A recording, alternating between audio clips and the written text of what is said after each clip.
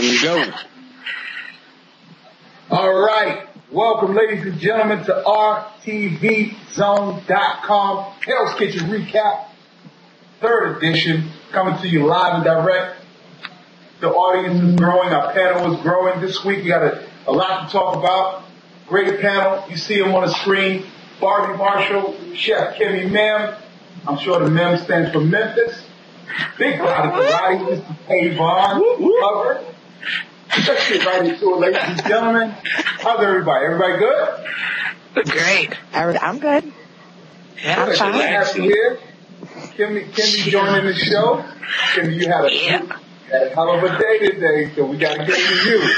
Yeah, and no. Barbie, oh my goodness, what is it? What do you?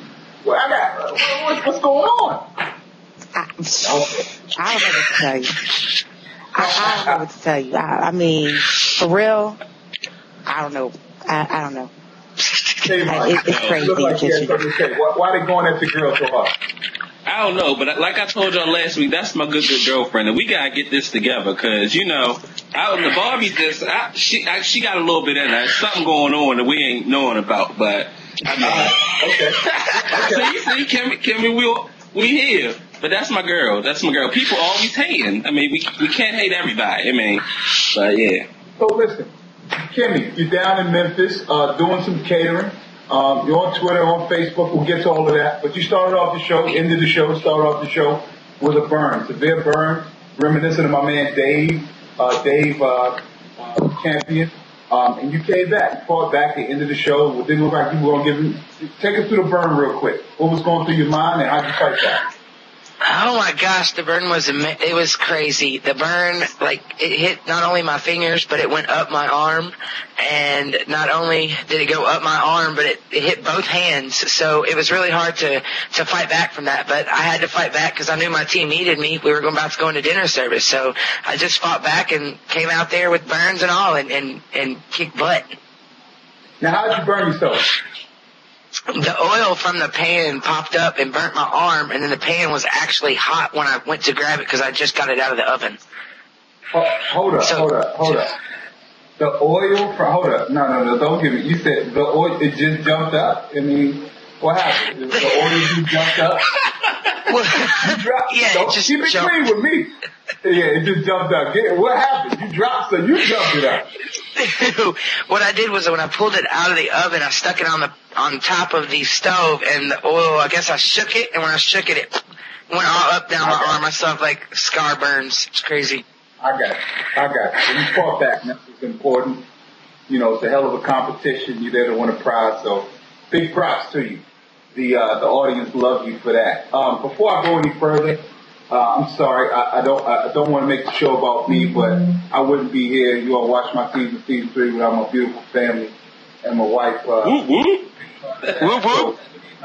Anniversary, 14 years together. She's not come on camera, but happy anniversary, my dear. All right, so I had to get out there, so I don't sleep on the couch tonight. All right. Who is that? I'm trying to be quiet. Tavon, give me a take on this. Tiffany says, I hate cooking for kids. You had kids in the yard. They had kids seated in the dining room. Tiffany says, on camera. I always wondered about this, and people on my Twitter wonder about this as well. Someone made some comments about the models a couple of weeks ago. How do you feel about those sort of, comments, like in the future? How do you feel about people making comments like that? I hate cooking for kids. Like, is that going to affect you? Do you think that's smart? Yes, no? I mean, she's just dumb. No offense, but I mean, if I get into a scene and I got models walking down the runway and I look like shark bait, I would be a little bit upset too. Because, everybody seen the movie Shark Bait? That's Tiffany. Tiffany, but she got the blonde, the cartoon with Will Smith, and that's what Tiffany looked like. Because you don't like kids because your little in school was probably the one they was talking about all the time. The one that looked like they got hit by the short bus. That's Tiffany. She sat in the back of the bus with the yellow helmet on, licking the school bus windows. That's how I feel. That's how I feel. Big body karate is chopping them down, ladies and gentlemen. Taking no prisoners. I ain't mad at you. So, before we get into that, as a matter of fact, I want to rewind and go back to Barbie real quick. Take me through. The challenge was a big pot of drama. The whole Monday's episode was a big pot of drama. I actually called it, not that I'm a genie or anything like that, but it just seemed like it was being set up where Kim was going to be let out. And then, the whole steak thing. The steak challenge seemed pretty cool to me. 30 minutes is not a lot of time. But tell me about, sort of what was going on over there on that side, Barbie, with the whole steak challenge. With the steak challenge, in my opinion, the red team made the absolute wrong decision. That's the bottom line. Kimmy's steak tasted better. It had every component of it I could actually eat. And as a team, we came together and decided that we would go with Robin's dish. And when you're on a team, because the majority ruled in that situation. So we can only speak about what we see on TV, and the majority said that it should be Robin's dish that should have gone up, but not all of us felt that way. So I got you. So I understand, what you can talk about, but my question, as I was watching it, coffee rubbed on meat is just so nasty. Amen. I don't get it. Coffee sauces. Yeah, I like my coffee in an espresso cup. Out on my steak. But, certain people can't pull it off, with all due respect. But anyway, when you go on with simple ingredients, anyway, my question was, did you all taste it? And you said you tasted it, so, okay, we don't need to talk about what wasn't seen, but you went with it. Kimmy got the praise. Kimmy, how'd you feel about that? It seemed like you felt pretty good. Oh man, it felt really good when Chef asked me to bring my steak up there, because I knew my steak was perfectly cooked, and I knew that barbecue rib sauce that I used for the steak instead of the ribs was going to blow Robin's out of the water, because I'm from Memphis and that's what we do. But it felt really good. It felt really good for Chef Ramsay to be like, y'all made the wrong decision. Just fit him saying that, I knew my steak was off the hook, so I was good. Right. Now, let me ask you this. Like the pizza. Okay, so pizza. Very simple. Dough, sauce, cheese. Looked like it was garnished with some basil. High heat oven. I worked at Planet Hollywood out of culinary school. Real simple. What people ask this on Twitter all the time. Why do people mess up the simplest of items? Big Body, you said something about it last week as far as the pressure. But Barbie, talk to me about the pizza. You and Tiffany, your girl, got into it about this pizza and the way it's portrayed. It seems like she has it out for you. But how hard is it to cook pizza? One, she hated kids. Two, it's pizza. So what happened? And why is it so tough to cook these easy things? I'm a mom and a grandmother. So for me, the attitude at the beginning is I am going to cook for kids because they do have palates. It's our jobs to develop them. It's our jobs to teach our kids what they need to be eating and develop their healthy lifestyle. So I don't discriminate against children based upon their age when it comes to food. So what was most important about that challenge was going into it with a good attitude. She didn't like cooking for kids. She was losing from the beginning. But there's no way, as a mother, I'm not going to allow children not to be fed. As a chef, I don't allow people in general not to be fed. So I had a real problem with that. I had a real problem with it. I'm not saying that it's easy to cook a pizza in Hell's Kitchen because the oven, I'm still missing arm hair. But, who needs laser laser hair removal when you can go right on in the Hell's Kitchen and work the pizza station? Go ahead, ladies. You can do it. Hey, I got you. Hey, look, one thing that kind of, I don't think it's just me, but pretty much a lot of America looking on, again, social media, Brian and Roy. All right. I don't know these guys. I think I met them briefly when I was there at this cookout. But the accents, Brian's a little awkward sometimes, and seems like he's with a little. Savon, I mean, are you hip to that? Are you hip to that? The whole Brian and the accent thing, and Royce talking about himself in third person, and What's your take on that? I think they're absolute clowns. Y'all are grown men speaking in third person. I wish I shoulda, coulda. And then you got Brian want to be everybody under the sun. Like, what's wrong with you? That's the little kid that had the imaginary friend walking, getting on the bus. Because what? And where's your mother when you was past the age of 4, still having this imaginary friend and talking to yourself in third person? Like, that ain't hot. That is not hot whatsoever. I did not expect you to go there, but I'm glad you took it on for us. Yes, you did. Yeah. One of the dishes is we had I guess it was a smoked salmon dish, and it had a blini. Blini. You want to explain what a blini is to our non-culinary, culinary inclined audience or whatever? People that know what is a blini, basically. It's a pancake made with buckwheat flour. That's the simplest way to put it. Instead of using all-purpose flour, it's a pancake made with buckwheat flour. The same flour. No, it can't be a pancake. We can't be getting pancakes. You try to tell me there were pancakes getting sent back? That was there were pancakes being sent back. I'm talking about a pancake, Bob. I'm for real. A pancake. Standards. All hell kitchen. Standards. Supposed to be a franchise. I can't make a pancake. You talking about? I'm talking about a pancake. Bobby. I'm talking about a pancake. Bobby, that's when you hit him. What the French toast that's going on around here? That's exactly what I was thinking. Move out the way. You don't know how to make a pancake? I'm a mom. I can do this. I don't take no culinary degree to make a pancake now. No. My daughter's making pancakes. So basically, blini is a pancake with a different type of flour. But it's a pancake. You cook it a certain size and you flip it over and it's done, right? So no Gordon Ramsay secrets. Okay. Still alive. We're asking about that. Again, this episode early on, pizza, pancakes. It seemed like on the appetizers, don't turn live, stop.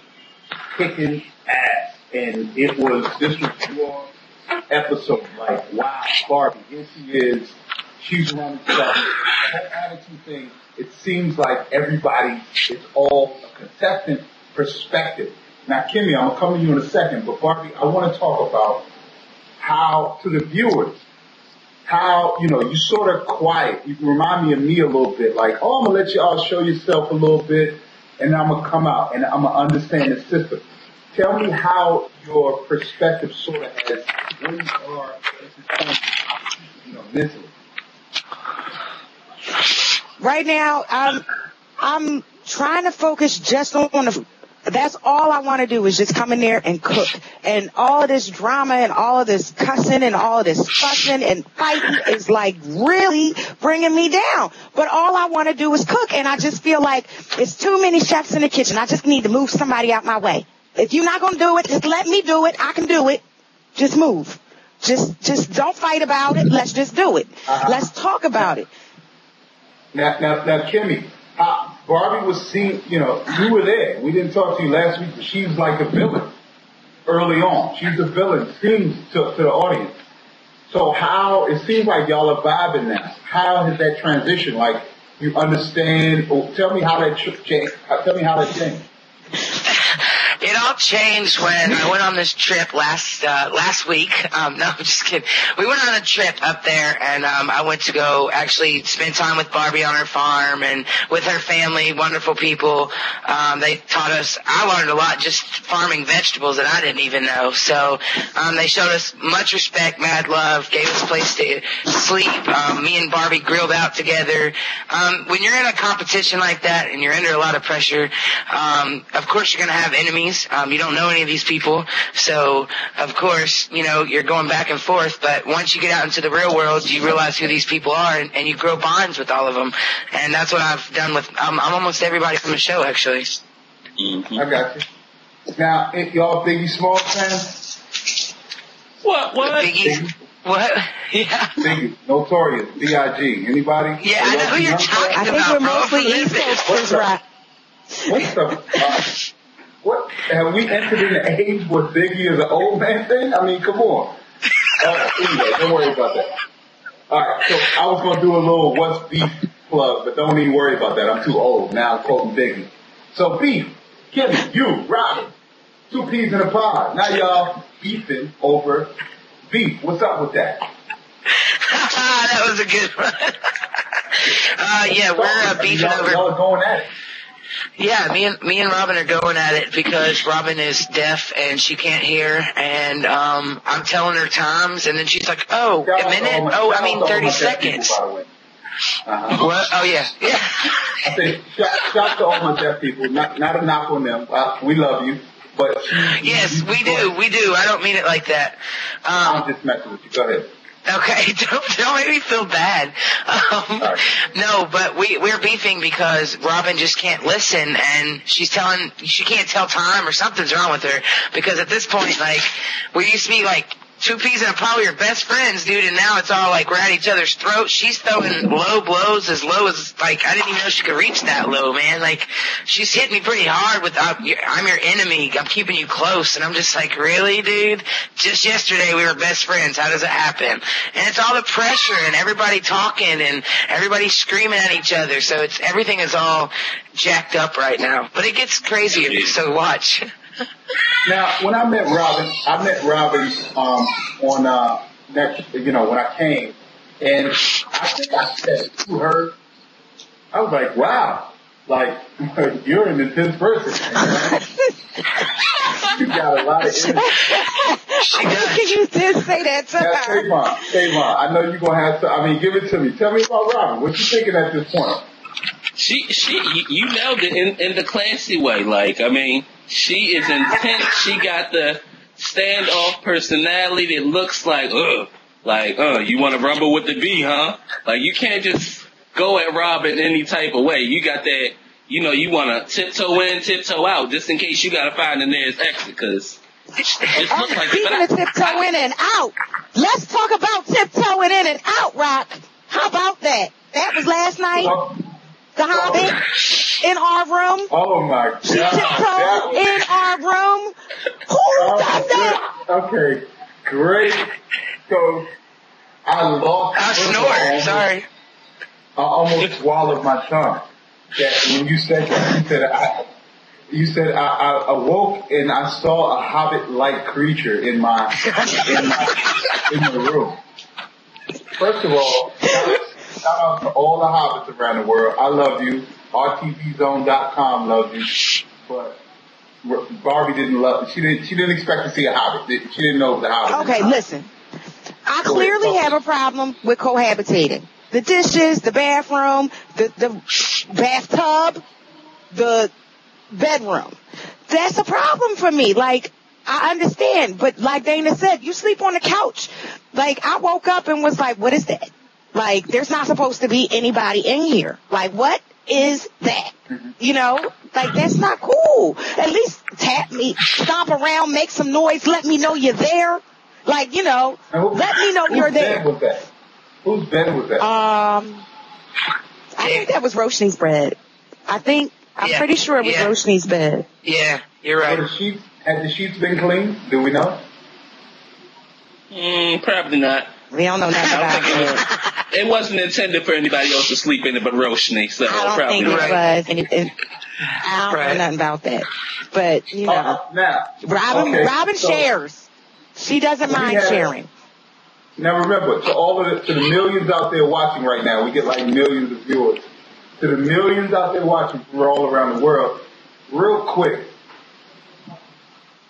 scale of 1 to 10, the living conditions, the accommodations from, I'll give my number 2 on Hell's Kitchen, the dorms, as far as not everybody else, but the dorms, 1 to 10, Barbie. You mean without everybody else or with everybody else in there? Because without it, just in general. Right. First view, it looked like it was a 10. And on first glance, when it was nice and clean and we first got there, it was definitely a 10. All right. So 10, Kimmy, same thing. Yeah. When you first walk in, it's a 10, and you're like, oh wow, this is awesome. And yeah. Yeah, then it changes. Davon, 1 to 10. It was like 8.5. Like I felt like I was on the Jeffersons until I saw that twin size bed. I'm a big guy. I got a twin size bed. You're not about to put me in this little bed and expect me to be comfortable. But other than that, it was cool. It was cool. All right, I'm gonna give it.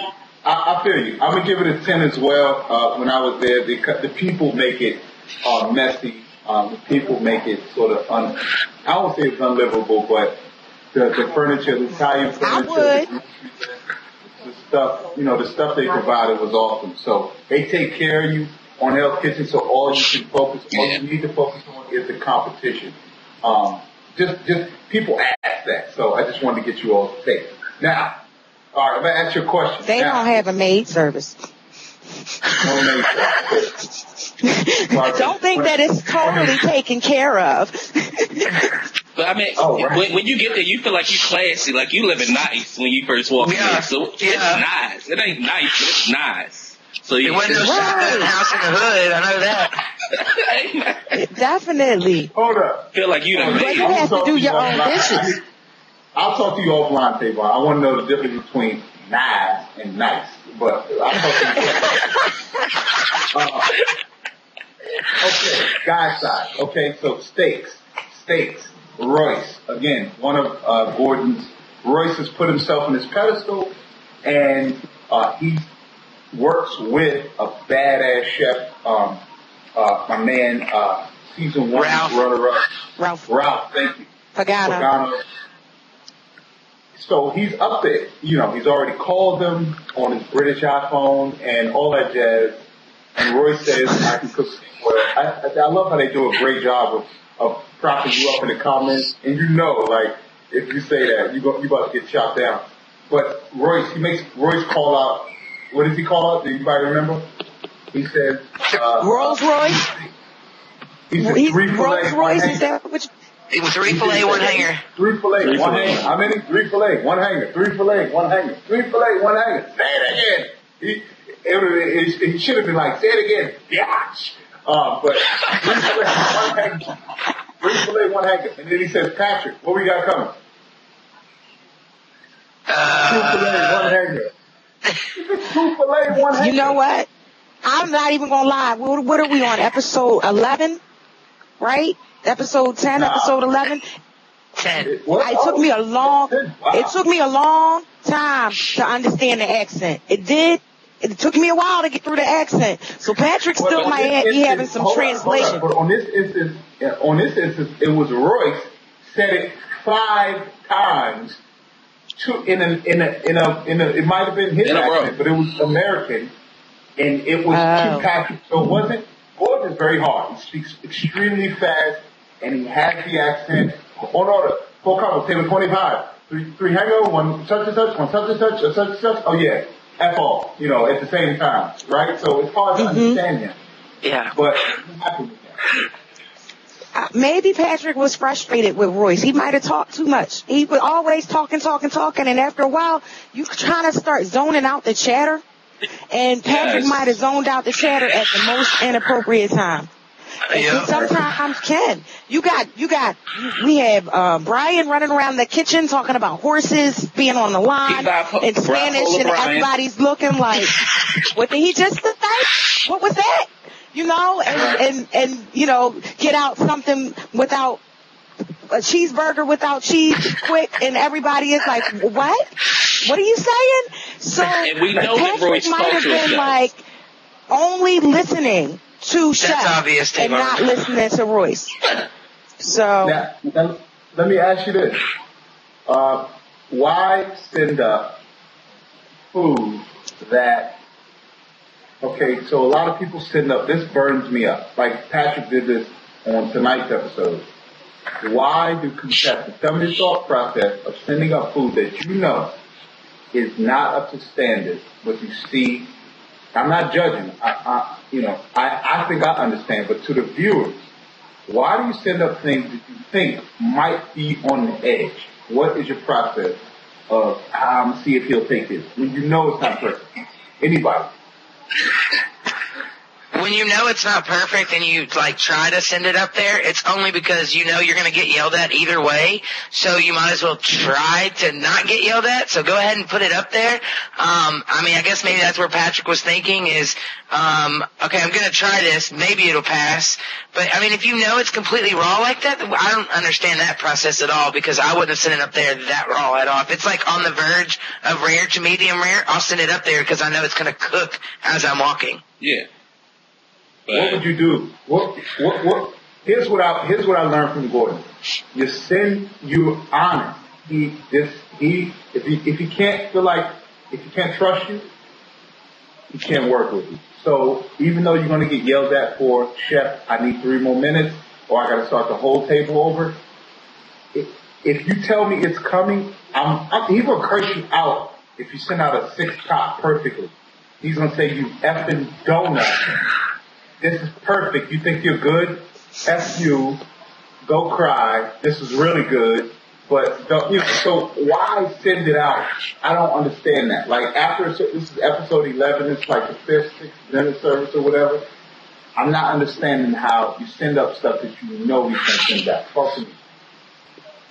I mean, like Rock said, Chef is definitely going to accept the fact that you say, hey, I need a couple more minutes, whatever. Like you said, you're going to get cussed out regardless if it's perfect or not. But when you go up there and you take something that you know is completely raw, that's like, okay, here you go, Chef, let me go pack up my shit 'cause I'm about to leave on my own. You ain't even got to tell me to leave because I'm already halfway up the dorm room steps. You ain't going to keep embarrassing me because, oh, it's raw. Oh, I knew it was raw. That's why I done packed up my knife kit before you had anything to say. Chef Scott, I'll see you at the end of the service, and we're going to eliminate myself, and I'm going to go up front. But, like, that's what you did. Like, you put yourself to walk up the Hall of Fame.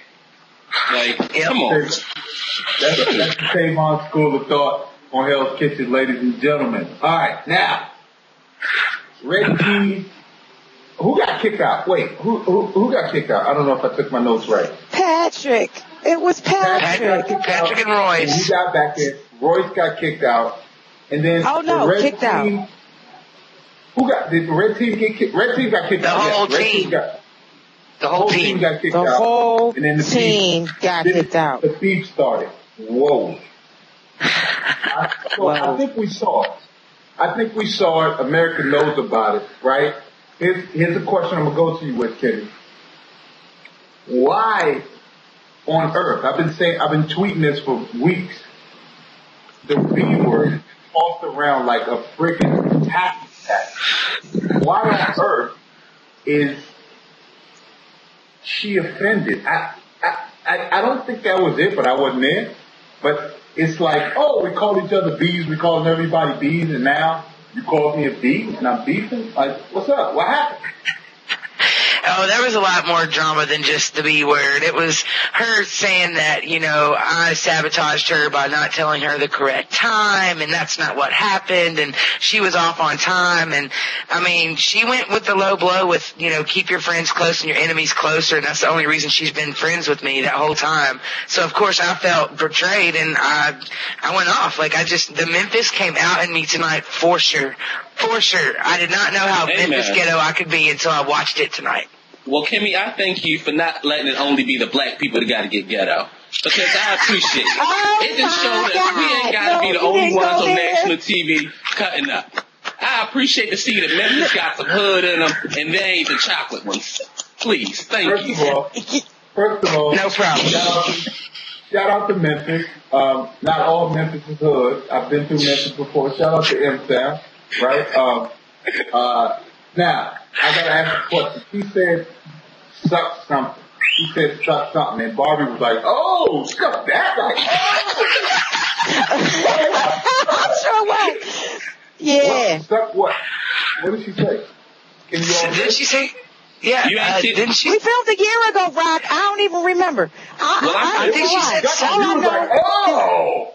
I think she said something. It could have been anything. We're going to have to wait for the uncensored version. The commercial, when they dropped the sausage in the pan right afterwards. Yeah, the commercial, they dropped the sausage in the pan. Sorry, I just got corrected. It was go suck a dick. I just got corrected. But Davon saw the sausage. I saw the bratwurst or whatever. I did see the bratwurst on the grill. Yes, I'm not I didn't see that. you picked up on that, but we're gonna move on, okay? Look, shout out to President Obama. Don't ask, I ain't gonna tell. All right, neither do you. Okay. So, Amen. all right. See, I knew you would get an amen on that. Don't ask, don't tell. So look, Don't ask, don't tell. all right. So now, quick question. We're running out of time. Nobody has been. He chooses a winner and they're choosing a loser. Correct me if I'm wrong, but nobody showed. He hasn't said, okay. I thought tonight it was like Barbie. Nominate 2 people from your team. I thought that's where we were going, but it's still been a team nomination thing. Why do you think that hasn't been so far? Because we haven't learned how to work together as a team. That's what I was about to say. I mean, I think that throughout the show, I've tried to portray, like, I just want what's best for us. I just don't want this person to bring us down. I'm trying not to speak in just me. Of course, I'm worried about me. It is a competition where one person ends up at the top. But on our first night, we had some really good advice that said, stay as a team as long as you can.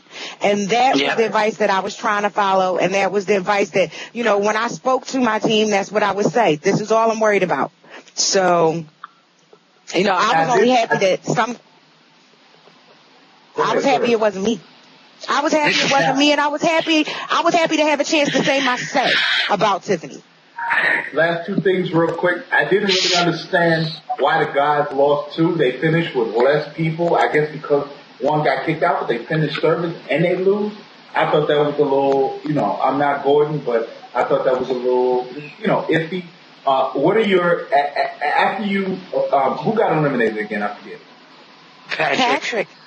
Patrick, I just don't think the passion was there. I like Patrick. I just don't think it was there. But after you're going back, you two, after you're going back into the dorms, of course there's something left, right? They're leaving us hanging. Somebody else, he's not done. I've seen this before. What are your thoughts? Well, let me tell you that, because you can't comment on that yet, what are your thoughts when you see that if they lose as well? Like, does that shock you? Real quick, one of you. Yes, I was very shocked that the boys got lost as well. I mean, I was like, what? They finished our service. Like, what? I thought we were just going to lose. So, yeah, it was a big shock to all of us, I think. Now, Barbie, real quick. Gordon Ramsay, the most prominent, notable chef on the planet right now, asks you on a scale of 1 to 10, how much do you care? What's your answer? 10! It's 10 and 10. 10. Look, 10. 10. Big box. 10. Just like it was 2 minutes, it's 10. It ain't no 9. It ain't no, I gotta think about it, no pause. Wait, it's straight up 10, especially for $250,000. $250,000. Yo, 10. So fake it till you make it. You got the hands up top. So didn't understand Tiffany's like, well, I mean, honestly, Chef, I give a shit, but I give a shit about 90%. The other 10% of the time, I don't give a shit. So I didn't really understand that. Robin's gone to the blue team. You said good luck. I always think that when someone switches on another team, I don't say I always think, it never works. It's never worked to this day. I don't think a winner has come out of a team switcher because their eyes are on them. So we'll see how that goes. Barbie, tell them how they can find you on Twitter and Facebook. On Twitter, you can find me at Barbie Marshall. You can find me on Facebook at www.facebook.com/Farming Chef. That's my name. Kimmy, quick. On Twitter is chef_Kimmy_HK, and Facebook is /HK Season 10. Big Body. Twitter, Big Body Karate all day. Big Body Karate, one word. Facebook, Tavion, holla at me. All right. I'm Rock Harper, Rock the Cook on Twitter. I'm on Facebook, all of that. RTVZone.com. Please donate to the website. It's only how we get this going. We do this just for your entertainment. Donate $1, donate 10,000. We really appreciate it. We'll be right here, Hell's Kitchen Recap, next week. Have a happy, safe, Fourth, eat and drink responsibly. That means don't watch Paula Dean and drink as much as you can. Whoa. Please, Joseph. Right. Paula. Right. That's Paula Dean.